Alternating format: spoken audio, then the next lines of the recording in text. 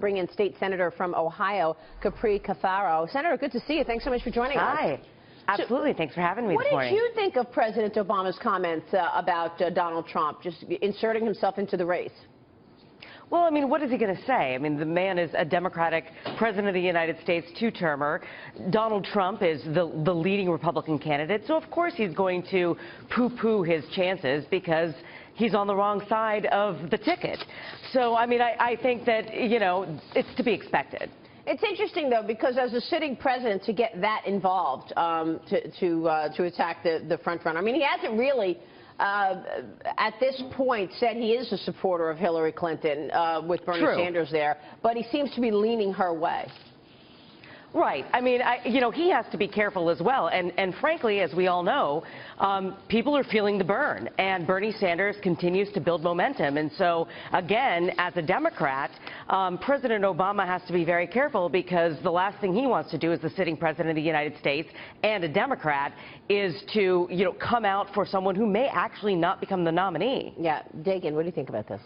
I think that Donald Trump is going to be building a bunch of ads, TV ads around this president, basically the president, because this is what people, this is the decision that they have to make when they go to the polls. Yeah. It's like, do we want not only more of what we've gotten in the last 8 years, but do we want even more aggressive government intervention in our lives? And like him or not, this is red meat for his supporters. Yeah. Meanwhile, Senator, I mean, this superdelegate story is really creating controversy within the Democratic Party.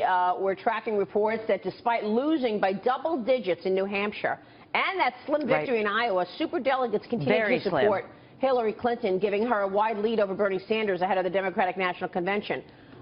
What do you think about that? The popular vote seems to be with Bernie, but political insiders are sticking with Hillary.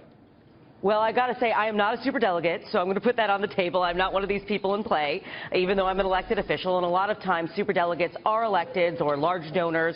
And unlike the Republicans, the Democratic superdelegates, they can go whichever way they want. So they're not pledged. They don't have to go with the momentum or the popular vote of delegates.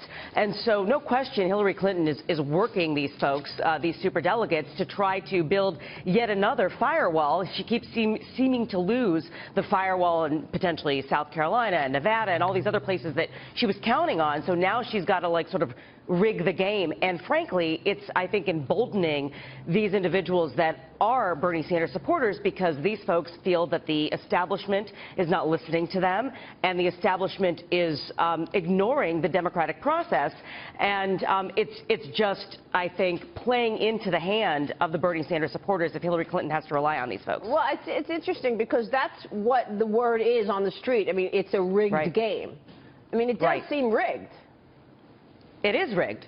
It is. By virtue of the way the system is structured, it's going to be rigged, unfortunately. Senator, why didn't somebody emerge, a younger person, a Barack Obama version 2.0, to challenge Secretary Clinton, given her weakness as a candidate? That's a very good question. And I think a lot of Democrats, myself included, are asking that question. Why have we not been able to field a stronger farm team like the GOP has done with, you know, a Democratic Marco Rubio type, for example?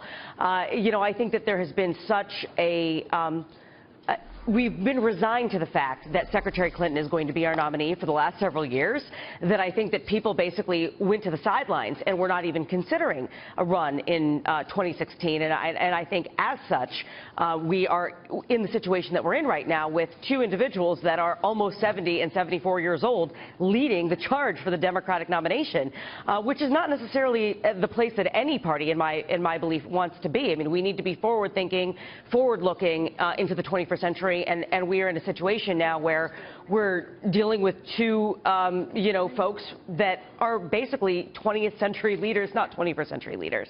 Yep. Senator, good to have you on the program. Thanks so much. Thank you. We'll see you soon, Senator Capri Cafaro there. Don't miss